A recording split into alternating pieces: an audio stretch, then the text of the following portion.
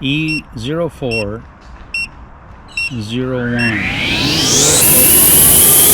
Hello and welcome to Van of Action, the Van Build Van Life series, and today we're talking about portable power packs, a little one, and how you can use it in your van. You know, I've been chasing this video around since December of 2023. That's almost 10 months ago. I was approached by this company. Now, there are already several videos about portable power packs on this channel. I'll link to them here, but I'll also link to them at the end of the video, so don't jump away right now. But those power packs were larger, and people were wondering if they could use those instead of wiring their van with regular wires the way that we traditionally do it. In this particular case, though, I was approached by the All Powers Corporation, and they asked me if I would review, not sell, but review their portable power pack, which is much smaller. In fact, this is how big it is right here. And I said, well, you know, I'll try, but I don't know if it's going to be very practical for van life at all. I don't want to make a negative video. I don't want to make a salesy video. So what we're going to do is review it in a very neutral way. I'm going to share with you my experience, and then at the end I'll have some conclusions, and you make your own. And they reached out to me in December of 2023, almost 10 months ago. It's October now. And they sent it to me, and I looked at it, and I thought, I don't think this is going to be very practical at all. And I took it from, we were out in BC at the time. I brought it to Ontario with me. And then I took it out to the East Coast with me to Nova Scotia. This is Nova Scotia. Tried it in PEI, brought it back to Ontario. Still couldn't find a solution for it or practical use of it. And then I took it back out west with me across Canada to British Columbia. And then in British Columbia the second time, I was trying to find something, I was trying to find a way to use this. And the reality of it is, I had to have a bit of a mind shift. And then I fell in love with it. So let me tell you about it.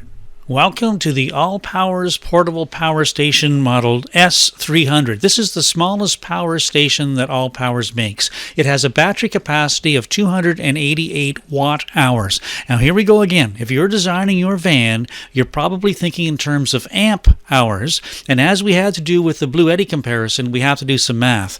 So we know that watt-hours equals amp-hours times volts. So if you want to solve for the amp-hours, you would divide each side of the equation by the volts.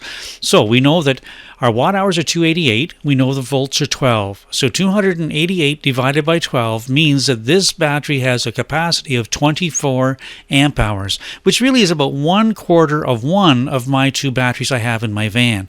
This battery is not large enough to help your van operate when you're on the road. You just can't do it. It's not big enough.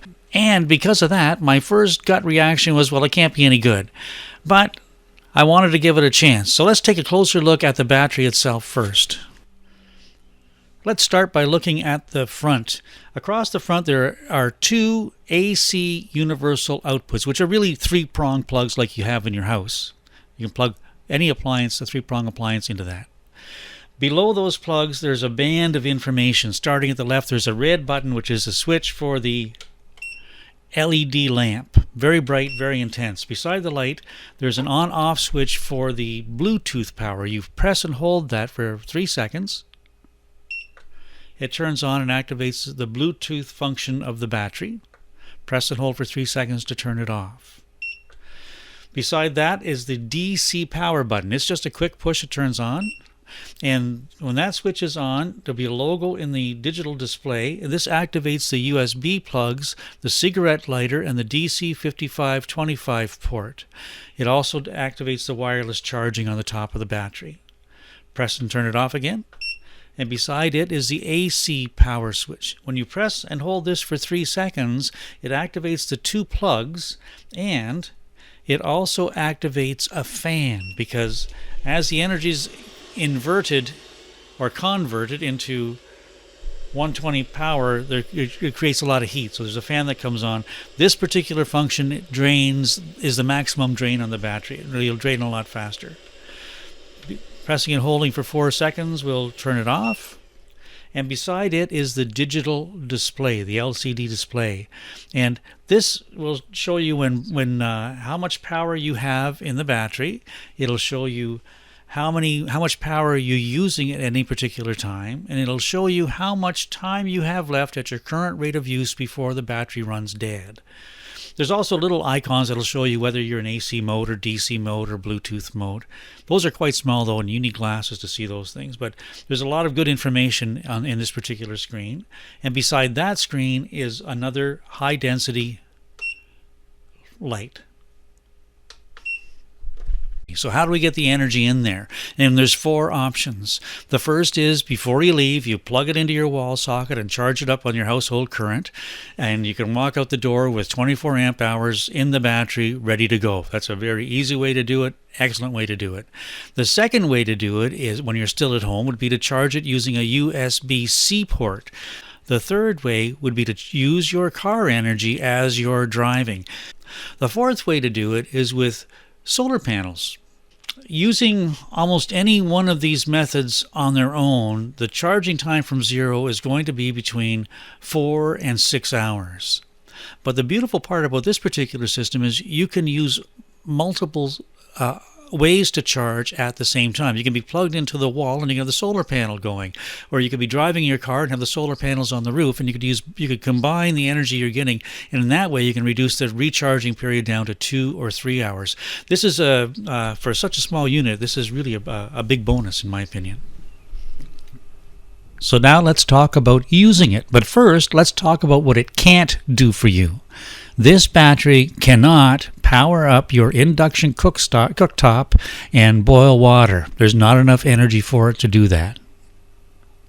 It also can't fire up and power a small electric heater you might use in your van in the morning to take the chill off the air. There's not enough power to do that either. It also can't power up a toaster oven to warm up some toast or maybe a piece of pizza or something. There's not enough power in the battery. And these 3 things are all things that we do in our van almost every day. So this battery can't replace the power system you have in your van. That's not its purpose.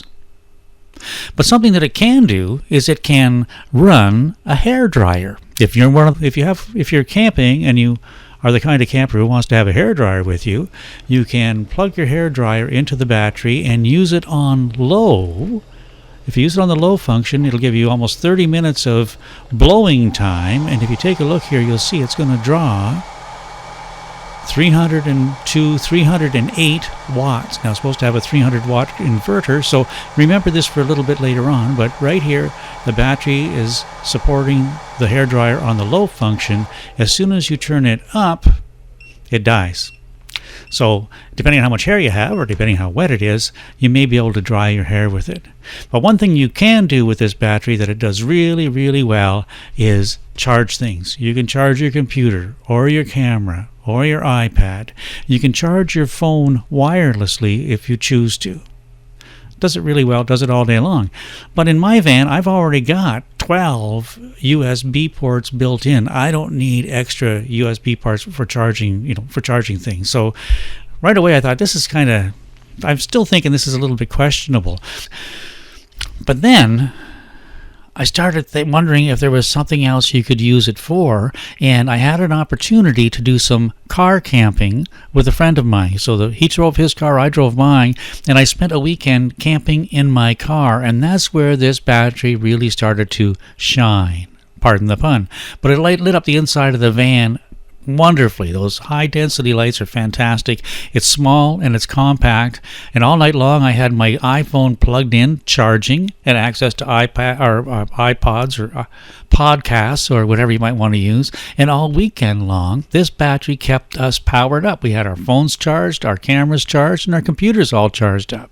It was absolutely excellent. So I wondered if there was maybe some smaller uses for it.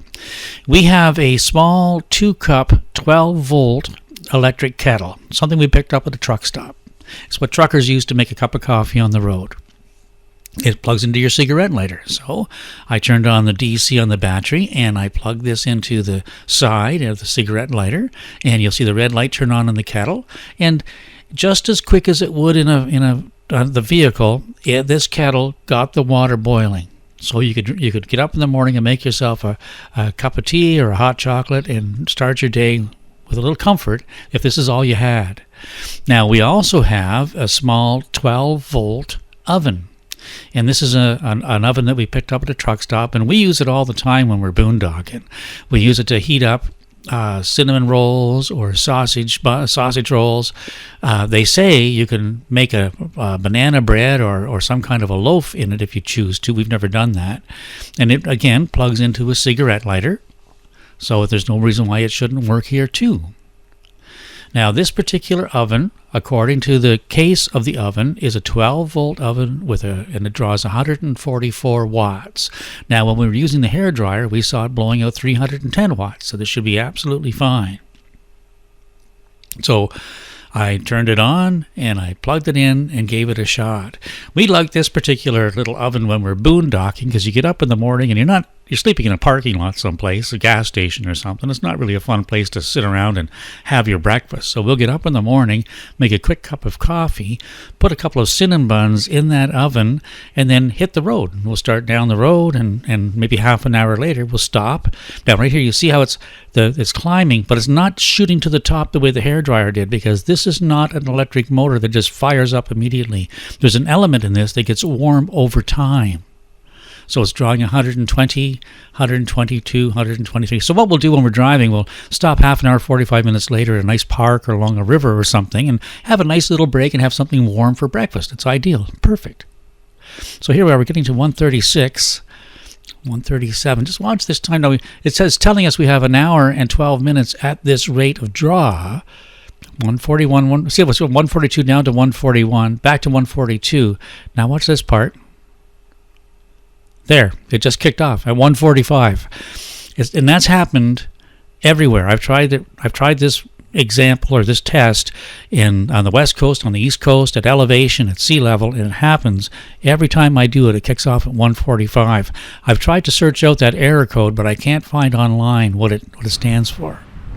So I've been working on this video from the Atlantic Ocean to the Pacific Ocean, and I've got to get it in the can. I've got to get it done. But I had one more question in my mind. It just came to me last night. Can this little battery charge up the battery on my e-bike? And the answer is yes, it can. Now, depending on the size of your battery and the weight of your bike, but for me, it's going to add about 25 kilometers to my range, which for me is huge. This is probably the best use of this battery I've found. You have to determine whether it's good for you or not.